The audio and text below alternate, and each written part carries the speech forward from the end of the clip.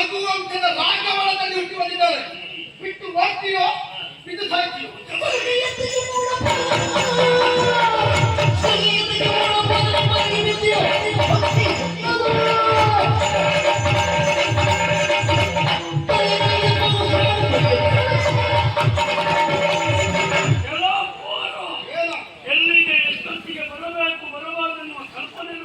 ನಾನು ಸರಿ ಗೊತ್ತಿದ್ದೇ ಬಂದವ.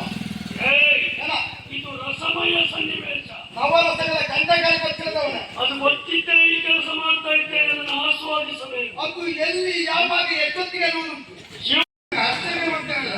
ಮೂಸಿ ಮೂಸಿ ಹೀಗಾಗ್ಬೇಕು. ಮೂಸಿದ್ರೆ ಹೇಗೆ ಆಗ್ತದಂತ ನಿನ್ನ ಅನುಭವ ಉಂಟು. ನಿನ್ನ ಅನುಭವಕ್ಕೆ ಆಗವನ ತೆರದಿ ಬರ್ತಿ ಅಂತ ಪ್ರತಿಸ್ಪರ್ಧಿ ರಾವಣನ ತೆರದಿ ನಾನು ಬರ್ತೇನೆ. ನಿನ್ನ ಜೀವನ ಗೊತ್ತಾಗ್ತದೆ. ಏನು ನೀನು ರಾವಣ ಅಲ್ಲ, ಅವನು ತಮ್ಮ ಕುಂಭಕರ್ಣ.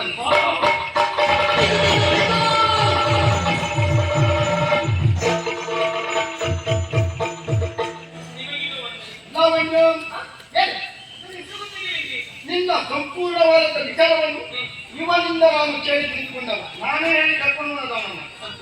ಹಾಗಂತ ನಿನ್ನನ್ನು ರಕ್ಷಣೆ ಮಾಡಿದವ ಅಂಗೇರಿ ಬಗ್ಗೆ ಎನ್ನೆತ್ತವಾಗಬೇಡ.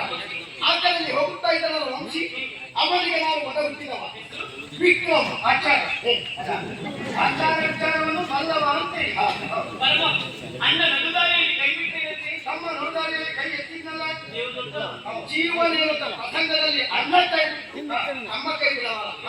ಆದರೆ ಇವತ್ತಿನ ಇಲ್ಲ ಇಂತಹ ಹೀನ ಪರಿಸ್ಥಿತಿಗೆ ಪ್ರತ್ಯಕ್ಷವಾಗಿ ಪರೋಕ್ಷವಾಗಿ ನಮ್ಮ ಅಣ್ಣನೇ ಕಾರಣರಾಗಿದ್ದಾರೆ. ಅವ ಮಾಡಿದ ತಪ್ಪಿಗೆ ನಾನು ಕ್ಷಮೆ ಆಗುತ್ತೇನೆ. ನಿಮ್ಮ ಅಣ್ಣನ ಸೇವೆಯನ್ನು ಮಾಡುವುದು ನಿಮ್ಮ ಮನೆಯಲ್ಲಿ ಇದ್ದವರು. ಅಣ್ಣನ ಮನಸ್ಥಿತಿಯನ್ನು ಸೂಕ್ಷ್ಮವಾಗಿ ನಾನು ಅರಿತಿದ್ದೇನೆ. ಮತಿಮಾನ್ಯರಿದ್ದಾರೆ, ಸತ್ಯ ಸ್ವಭಾವದ ಸಿಡುಕು ಬುದ್ಧಿಯವರು. ಅವರ ಕುರಿತಾಗಿ ಎಲ್ಲಿ ನಿಂತು ಬೇಸರ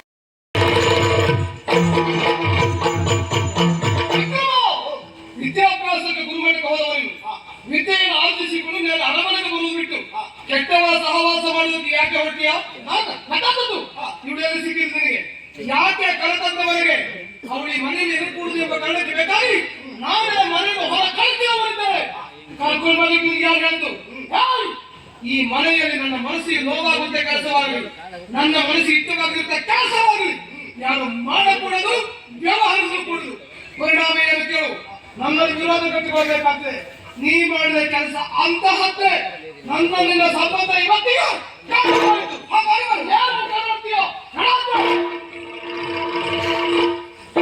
ಏನ್ ಮಾಡಿಬಿಟ್ಟೇನ? ನೀನು ಬಂದಾಗ ನಾವೆಲ್ಲರೂ ಸಂತೋಷ ಪಟ್ಟವರು. ಆ ಸಂತೋಷವನ್ನೇ ಹಾಳು ಮಾಡಿಬಿಟ್ಟೇನ.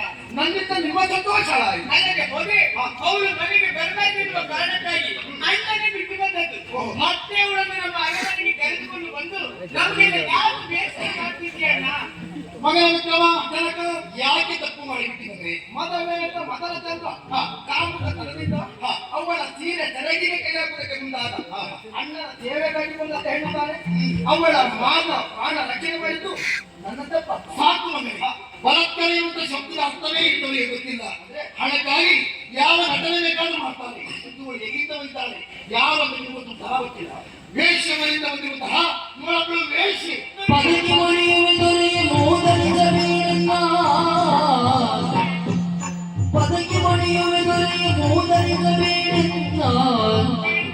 ಅಧಿಪದೆಯ ಧರ್ಮಗಳ ಬಲ್ಲೆ ನಾನು, ಅಧಿಪದೆಯ ಧರ್ಮಗಳ ಬಲ್ಲೆ ನಾನು. ವಿಧಿಯಾದ ಸುಳಿಯಲ್ಲಿ ಸಿಲುಕಿದ ಬಲೆಯರನ್ನ, ವಿಧಿಯಾದ ಸುಳಿಯಲ್ಲಿ ಸಿಲುಕಿದ ಬಲೆಯರನ್ನು ಬದಲಾಗಿ ಕರೆಯದಿರು ವೇಶ್ಯೆಯನ್ನು.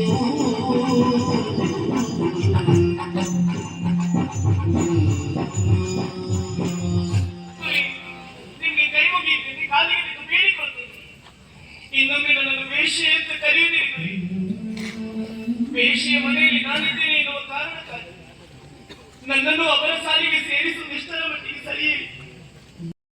ನಾನು ಅನಾಥೆ ಇಷ್ಟೇ. ಅನಾಥೆಯಾಗುತ್ತಾ ನನ್ನನ್ನು ಧರ್ಮಪಾಲವನ್ನು ಸಾಕಿದವರಿಗೆ ಕಾಗೆಗಳ ಹಿಂದಿನಲ್ಲಿ ಕೋಗಿಲೆ ಇರ್ತದೆ. ಹಾಗಂತ ಕೋಗಿಲೆಯನ್ನು ಕಾಗೆ ಅಂತ ಗುರುತಿಸಬಾರದಲ್ಲ. ಕಾಗೆಗಳೆಲ್ಲ ಕಾಕ ಅಂತ ಕೂಗಿದ್ರೆ ಕೋಗಿಲೆ ಕುಹುಧ್ವನಿಯಲ್ಲಿ ಕೂಗುತ್ತದೆ. ನಾನು ಕೋಗಿಲೆ ಅಂತ ಪ್ರಪಂಚ ಮುಖಕ್ಕೆ ತಿಳಿಸ್ತದೆ. ಅಂತ ಮರಪುಟ್ಟದಂತೆ ಬೆಳೆದವಳು ದುರುಚಿಗಳ ನಡುವಿನ ತುಳಸಿ. ಇಲ್ಲಿಯವರೆಗೂ ನಾನು ಶೀಲವತೆಯಾಗಿ ಉಳಿದಿದ್ದೇನೆ, ಮುಂದೆಯೂ ಶೀಲವನ್ನು ಉಳಿಸಿಕೊಳ್ತೇನೆ. ಹದಿಬದಿಯ ಧರ್ಮವನ್ನು ಅರಿತಂತ ಹಿಂದನ ಗಣಿಕೆಯ ಮನೆಯಲ್ಲಿ ಬೆಳೆದು ಇರುತ್ತೆ. ಮುಂದೆ ಗರತಿಯಾಗಿ ಬದುಕುವ ಆಸೆ ದೊರೆಯ ನನಗೆ ಇನ್ನೊಮ್ಮೆ ನನ್ನನ್ನು ವೇಷಿ ಅಂತ ಕರೆಯಬೇಕು. ನಿನ್ನ ಮಾತು ಹೇಗೆ ನಂಬುವುದಕ್ಕೆ ಸಾಧ್ಯ ಉಂಟು? ನೀರಿನಲ್ಲಿರುವಂತ ಮೀನು ನೀರೇ ಕುಡಿಯುವುದಿಲ್ಲ ಅಂತ ಹೇಳಿ ನಮಗೆ ಕಲಿತ. ಅದೇ ರೀತಿಯಲ್ಲಿ ವೇಶ್ಯ ಕರದಲ್ಲಿರುವಂತ ಹೆಣ್ಣಪ್ಪಳು ನಾನು ಆ ವೃತ್ತಿ ಇಳಿದವಳಲ್ಲ ಎಂಬುದಾಗಿ ಈ ಸಮಾಜದ ಮುಂಭಾಗದಲ್ಲಿ ಹೇಳಿಬಿಡ್ರಿ. ಯಾರು ಅವಳಿಗೆ ನಮಸ್ಕಾರ ಮಾಡಿ ಗೌರವ ಸಲ್ಲಿಸುವುದಿಲ್ಲ.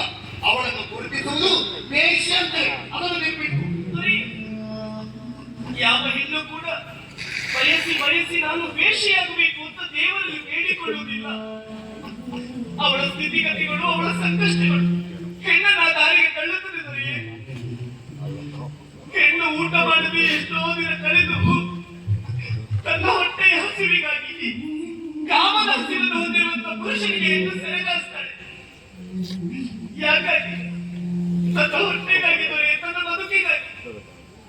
ಮದುವೆಯಾಗಿರ್ತದೆ, ಗಂಡನಿರ್ತಾನೆ, ಹಾಲಾಸುಳೆ ಗಂಡಮ್ಮ ಬೇರೆ. ಗಂಡ ಗಂಡ ಪೂರ್ತಿ ಕುಡಿದು ಊರೂರು ಕೇರಿ ತಿರುಗಾಡುತ್ತಿರುವಾಗ ಆ ಹೆಣ್ಣು ತನ್ನ ಮಗುವಿನ ಹೊಟ್ಟೆಗಾಗಿ ಅನಿವಾರ್ಯತೆಯಿಂದ ಇನ್ನೊಬ್ಬರಿಗೆ ಸೆರೆಗಾಗ್ತಾಳೆ ದೊರೆಯೇ. ತನ್ನ ಬದುಕಿಗಾಗಿ, ಮಗುವಿನ ಹೊಟ್ಟೆಗಾಗಿ. ಕಾಮ ಹುಟ್ಟಿದಾಗ ಹೆಣ್ಣು ಗಂಡನ್ನು ಸೇರುವುದು, ಗಂಡು ಹೆಣ್ಣನ್ನು ಸೇರುವುದು ಅದು ಸಹಜ ಧರ್ಮ, ಪ್ರಕೃತಿ ನಿಯಮ.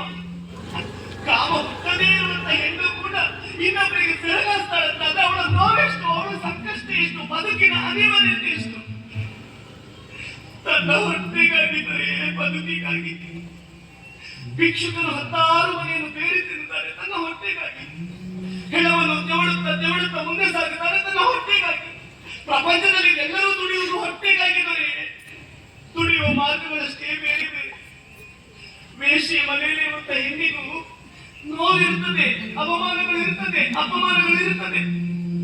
ಆ ಹೆಣ್ಣನ್ನು ತಾತ್ಸಾರ ಮಾಡಬೇಡಿದರೆ ಕೈ ಮುಗಿಯುತ್ತೇನೆ. ಏನ್ ಮರ್ಯಾದೆ ಬಿಟ್ಟವಳೆ, ಸಾಕು ನಿಮಿಷ ನಿನ್ನ ಕಣ್ಣೀರು. ನೀನ್ ಎಷ್ಟೇ ಕಣ್ಣೀರು ಹಾಕಿದ್ರೆ ಇಲ್ಲಿ ನಿನ್ನನ್ನು ಕೇಳುವವರು ಯಾರು ಇಲ್ಲ. ಮೊಸಳ ಕಣ್ಣೀರು ಹಾಕಿದ್ರೆ ಅಪ್ಪನ ಮನಸ್ಸು ಕರುತ್ತದೆ. ನೀನು ಒಳ್ಳೆಯವಳಾಗಿ ನನಗೆ ಭಾವಿಸಿಕೊಂಡಿದ್ದೀಯಾ? ಅಪ್ಪ, ಸ್ವಲ್ಪ ಹೊತ್ತು ನಾವೆಲ್ಲೇ ನಿಂತ್ಕೊಂಡ್ರೆ ಅದೇ ರೀತಿ ಕಣ್ಣೀರು ಹಾಕಿ ನಿಮ್ಮ ತಲೆ ಹಾಳು ಮಾಡ್ತಾರೆ. ಅವ್ರ ಮುಖ ನೋಡ್ಬಾರ್ದಪ್ಪ. ಒಳ್ಳೆ ಮುಖ ಬನ್ನಿ. ಮರುವಲೇಪಕ್ಕೆ ನೀರಜ ಹೆಣ್ಣು ಮಕ್ಕಳಿಗೆ ಈ ರೀತಿಯಲ್ಲಿ ತುಚ್ಛೀಕರಣದ ಭಾವನೆ ಮಾತುಗಳನ್ನು ಕೇಳುವಾಗ ಸಹಿಸಿಕೊಳ್ಳಲಿಕ್ಕೆ ಬಹಳ ಕಷ್ಟವಾಗ್ತದೆ. ನಿನಗಂದರೆ ತನದೊಳಗೆ ಎನ್ನ ನೆನಪ ಆಡುವಂತ ಮಾತನ್ನು ಕೇಳಿಸಿಕೊಳ್ಳುವಾಗ ಗಂಡಾಗಿ ಹುಟ್ಟಿದಂತ ನನಗೇ ಸಹಿಸಿಕೊಳ್ಳಲಿಕ್ಕೆ ಅಸಾಧ್ಯವಾಗುತ್ತಾ ಉಂಟು. ಹೆಣ್ಣು ಜೀವ ನೀನು ಹೇಗಾದ್ರೂ ಸಹಿಸಿಕೊಳ್ತೀಯ ಹೇಳು. ಇದೆಲ್ಲ ನನ್ನ ಹಣೆ ಬರಹ. ಹೆಣ್ಣಾಗಿ ಹುಟ್ಟಿದಂತ ನನ್ನ ತಂಗಿಗೆ ಹೆಣ್ಣಾದ ನಿನ್ನ ಮನಸ್ಥಿತಿ ಅಂತದ್ದು, ನಿನ್ನ ಪರಿಸ್ಥಿತಿ ಅಂತದ್ದಾಗಿ ಅರ್ಥ ಮಾಡಿಕೊಳ್ಳುವಲ್ಲಿ ಅಸಾಧ್ಯವಾಗಿ ಹೋಯಿತು. ಅದಕ್ಕಾಗಿ ಹೇಳಿದವರೇ, ಸುಂದರವಾಗಿ ಕಾಣುವಂತೆ ಹೆಣ್ಣುಗಳ ಒಳಗಿರುವಂತ ಕೆಟ್ಟ ಮನಸ್ಥಿತಿ ಎನ್ನುವುದು ಬಂಗಾರದ ಪಾತ್ರೆ ಒಳಗಿರುವಂತ ಹೊಳಸಿದ ಅನ್ನ ಇದ್ದ ಹಾಗೆ. ಇದು ನನ್ನ ತಂಗಿಯ ಪರಿಸ್ಥಿತಿ.